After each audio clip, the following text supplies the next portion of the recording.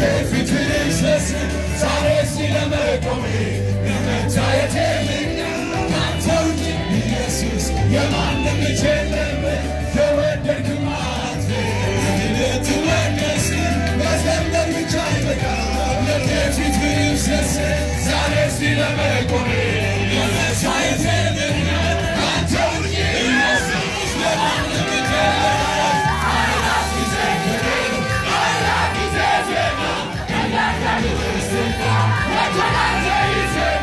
I love you,